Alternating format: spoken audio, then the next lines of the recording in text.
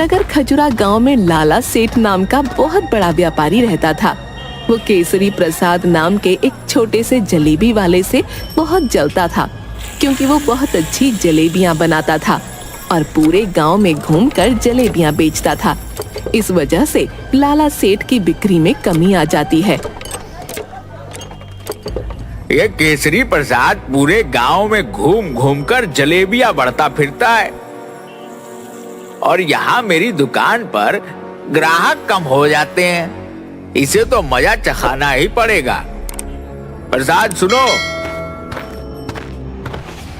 अगर तुमने यह जलेबियों का धंधा बंद नहीं किया तो तुम सोच भी नहीं पाओगे कि मैं तुम्हारे साथ क्या कर सकता हूँ। केसरी प्रसाद, तुम अपना यह जलेबियों का धंधा छोड़कर कुछ और काम शुरू कर दो। देखो सेठ, मैं अपना धंधा नहीं छोड़ सकता।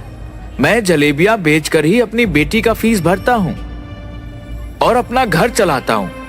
मैं अगर यही धंधा छोड़ दूंगा तो मैं क्या करूंगा फिर? अगर तुम्हें मेरे धंधे से कोई दिक्कत है तो तुम ही अपनी मिठाई का धंधा बंद करके कोई और धंधा शुरू कर लो। इस बात पर केसरी प्रसाद लाला सेठ और भी ज्यादा चिढ़ जाता है और वहाँ से चला जाता है। इस केसरी प्रसाद को अब मजा चखाना ही पड़ेगा। कुछ दिनों बाद, पिताजी, हमारे स्कूल में कल एनुअल फंक्शन है और सबका खाना भी वहीं पर होगा। अच्छा ठीक है मेरी राजकुमारी। हाँ, तो आप कल 4 बजे स्कूल में आ जाना। लाला सेठ का बेटा गुड्डू भी झुमरी के ही स्कूल में पढ़ता है, तो वहाँ पर लाला सेठ भी पहुँच जाता है। उसके आदमियों को कहलवा कर वो झुमरी के खाने में कुछ मिला देता है।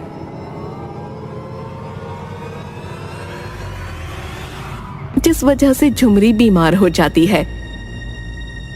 रात को झुमरी, पिताजी, मेरे पेट में बहुत जोरों का दर्द हो रहा है, और फिर वो उल्टी कर देती है। अरे बेटा, क्या हुआ? चल तुझे अभी डॉक्टर साहब के पास लेकर चलता हूँ। फिर केसरी प्रसाद झुमरी को अस्पताल लेकर जाता है।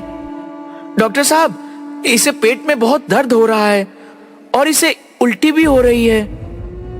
इसके खाने में कुछ ऐसा आ गया है जिस वजह से इसके पेट में दर्द हो रहा है। डॉक्टर कुछ दवाई देता है। फिर झुमरी 4 दिन तक ठीक नहीं होती और बिस्तर से उठ नहीं पाती। न जाने मेरी बेटी को क्या हुआ है, 4 दिन से बिस्तर से उठ ही नहीं पा रही है। तभी उसके पास से एक पागल धक्का मारकर निकलता है। अरे भाई, जरा देख कर चलो।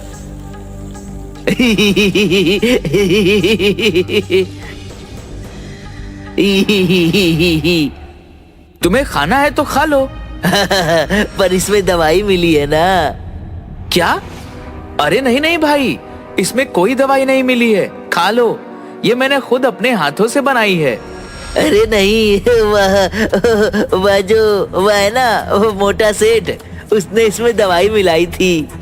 तभी वहाँ झुमरी आ जाती है।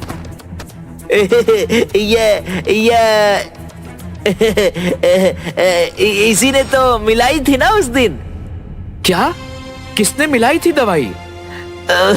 उस मोटे सेठ ने उस दिन मिठाई में कुछ मिला दिया था।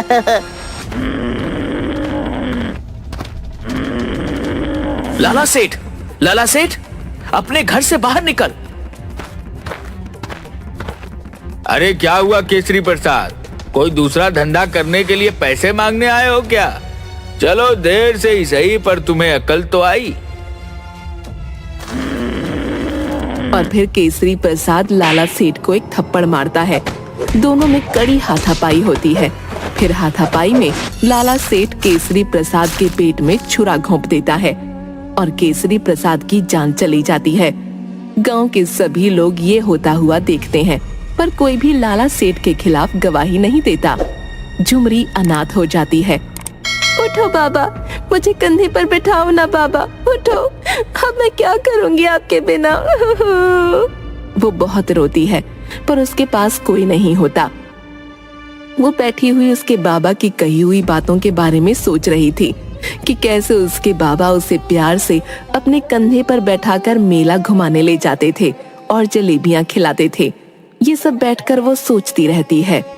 फिर झुमरी बड़ी हो जाती है झुमरी एक दिन कुएं से पानी भरने जा रही होती है। तभी लाला सेठ की नजर उस पर पड़ती है। वो उसे गलत नजरों से देखता है। झुमरी के पास उसे हाथ लगाने के लिए बढ़ता है। तभी झुमरी उसके सिर पर पानी का घड़ा फोड़ देती है। वहाँ खड़ी सभी औरतें ये देखकर हंसने लगती हैं। अरे वाह रे झुमरी, अच्छा हुआ, इसे तो ऐसे ही मारना चाहिए। फिर सभी औरतें मिलकर उसे मारने लगती हैं। इसे तो ऐसे ही मार पड़नी चाहिए। अरे वाह, मोटे सेठ को माल पड़ी, माल पड़ी। मोटे सेठ को माल पड़ी, बड़ा मजा आया। झुमरी, तुझे तो मैं छोड़ूंगा नहीं। अरे चाचा, नहीं तो और भी मार पड़ेगी। लाला सेठ कुछ बड़बड़ाते हुए वहाँ से निकल जाता है। अगले दिन गांव में फिर से वही पुरानी जलेबियों की खुशबू आने लगती है। वही पुरानी प्रसाद काका की जलेबियों की खुशबू। फिर वो बाहर निकलकर देखता है तो झुमरी जलेबियों के ठेले पर जलेबियां लेकर बेचने निकलती है। देखते ही देखते झुमरी की बहुत सारी जलेबियां बिक जाती हैं। अरे वाह बेटा, तुम्हारी जलेबियां तो प्रसाद की जलेबियों से भी बहुत स्वादिष्ट है। अरे वाह जलेबी, मैं तो आज जलेबी खाऊंगा। जलेबी ई ई ई ई ई। और अजीब तरह से जलेबी खाने लगता है। खाते खाते उसे लाला सेठ दिख जाता है तो वो लाला सेठ के ऊपर जलेबी फेंक देता है। बिल्कुल इस तरह फेंकता है जैसे किसी कुत्ते को रोटी डाल रहा हो, और कुत्तों की तरह हाथ करके। तुझे भी जलेबी खानी है? लाला सेठ गुस्से से वहाँ से निकल जाता है। झुमरी के ठेले पर बहुत भीड़ आने लगती है और ये सब मिठाई वाले लाला सेठ को रास नहीं आता। वो कुछ गुंडे झुमरी को उठाने के लिए भेज देता है। आज तो वो झुमरी मुझसे नहीं बचेगी। जैसे ही वह आएगी मैं उसे भी उसके बाप के पास पहुंचा दूंगा। बहुत हवा में उड़ रही है ना। तभी वो दोनों गुंडे पिटी हुई हालत में लाला सेठ के पास पहुंचते हैं। अरे तुम्हारी यह हालत किसने की? और किसने लाला सेठ? उस लड़की ने जिसे आपने उठाने के लिए भेजा था। वह तो बड़ी ही टेढ़ी खीर निकली। मैंने तुम दोनों को एक लड़की उठाने के लिए कहा था। तुम दोनों से वह भी ठीक से नहीं हुआ। अब जाओ यहाँ से और मुझे अपनी शक्ल मत दिखाना। पर ये झुमरी इन दोनों हट्टे कट्टे पहलवानों को कैसे पीट सकती है? फिर उसे याद आता है कि उसने उसकी भी हालत खराब कर दी थी। वो सोचता है कि झुमरी को मजा चखाना ही पड़ेगा। एक दिन झुमरी जलेबी का ठेला लेकर गांव में बेचने जा रही थी। तभी लाला सेठ उसकी गाड़ी को झुमरी के ठेले के आगे रोक देता है। झुमरी उसका ठेला रोड की दूसरी तरफ ले जाने लगती है। फिर लाला सेठ उसकी गाड़ी को और आगे बढ़ा लेता है और झुमरी को नहीं निकलने देता। फिर लाला सेठ गाड़ी से बाहर निकलता है। ए झुमरी, देख, तेरी मेरे सामने कोई औकात नहीं है। तू चुपचाप अपनी जलेबियों की दुकान, अरे नहीं, अपने जलेबियों का ठेला लेकर यहाँ से दफा हो जाओ और अपने ठेले को बंद कर दे। नहीं तो मैं इस ठेले को और तुझे कहीं का नहीं छोड़ूंगा। झुमरी आगे आती है और लाला सेठ की गाड़ी का कांच फोड़ देती है। अब देख, तेरी गाड़ी की औकात तो मेरे ठेले से भी बदतर हो गई। और उसके मुंह पर पैसे फेंककर, ये ले पैसे और जाकर अपनी गाड़ी ठीक करवा ले। और अगर चाहिए तो मुझे बोल देना, टिप भी ले ले, काम आएंगे। मोटे सेठ की गाड़ी टूट गई। मोटे सेठ की गाड़ी टूट गई। लाला सेठ आग बबूला होकर वहाँ से निकल जाता है। रात को एक नकाबपोश झुमरी के ठेले और उसके घर को आग लगाने के लिए पेट्रोल छिड़कने लगता है। आज तो यह झुमरी नहीं बच पाएगी। और माचिस जलाकर घर पर फेंकने ही वाला होता है। तभी पीछे से वो पागल उसका हाथ पकड़ लेता है। नकाबपोश उस पागल को धक्का देकर नीचे गिरा देता है। तभी झुमरी वहाँ आ जाती है। देखो, यह तुम्हारे घर पर आग लगाने वाला था। मैंने इसे पकड़ लिया। मैंने चोर पकड़ लिया। और फिर झुमरी उसे थप्पड़ लगाती है और उसका नकाब निकालती है। तो वो कोई और नहीं लाला सेठ होता है। लाला तू इस हद तक गिर जाएगा, मैंने ये सोचा भी नहीं था। जो किसी की जान ले सकता है वो कुछ भी कर सकता है। ए झुमरी, तुझे क्या लगता है मैं तुझे ऐसे ही छोड़ दूंगा? तुझे तो मैं तेरे बाबा के पास पहुंचा कर ही रहूंगा। उसे भी मैंने बहुत धमकियां दी थी, पर वह सीधी तरह नहीं माना।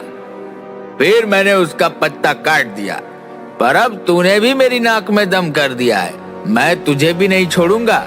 और ये पागल, आज तो यह भी मेरे हाथों से मरेगा। और फिर लाला सेठ चाकू निकालकर झुमरी को मारने के लिए आगे बढ़ता है। तभी वो पागल सीधा खड़ा हो जाता है और लाला सेठ का हाथ पकड़ लेता है और चाकू नीचे फेंक देता है। लाला सेठ को वो एक थप्पड़ मारकर नीचे गिरा देता है। लाला सेठ का थप्पड़ की वजह से सिर चकराने लगता है और उसके कानों से खून निकलने लगता है। हवलदार, पकड़ लो इस लाला सेठ को और बंद कर दो हवालात में। तुम ठीक कैसे हो गए? और ये सब क्या नाटक लगा रखा है? ये कोई नाटक नहीं है लाला सेठ। तुझे पकड़ने के लिए मुझे पागल बने रहने का नाटक करना पड़ा, ताकि मैं तुझे रंगे हाथों पकड़ सकूं। ये देख, तेरे किए हुए सारे गुनाहों के सबूत, ये फोटो। हाँ लाला सेठ, तुझे क्या लगा था मैं अकेली हूँ? मेरा साथ देने वाला कोई नहीं।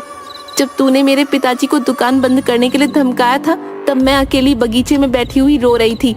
तब इंस्पेक्टर जुगनू मेरे पास आए और मुझसे पूछा। अरे क्या हुआ गुड़िया रानी? कुछ नहीं, वो मोटा मिठाई वाला, वो मेरे पिताजी को रोज धमकाता है और उन्हें जलेबियां बेचने के लिए मना करता है। उस मोटे सेठ की वजह से मेरा भी कोई दोस्त नहीं बनता। अच्छा, तो आज से मैं तुम्हारा दोस्त। पर तुम्हें उस मोटे सेठ को पकड़ने में मेरी मदद करनी पड़ेगी। तभी से मैं पागल बनकर तुम्हारे खिलाफ सबूत इकट्ठा कर रहा था। फिर कुछ दिनों के लिए काम की वजह से मुझे बाहर जाना पड़ा। पर जब मैं गांव में आया तब मुझे पता चला कि झुमरी के पिताजी की किसी ने हत्या कर दी। पर तुम्हारे खिलाफ किसी ने भी गवाही नहीं दी।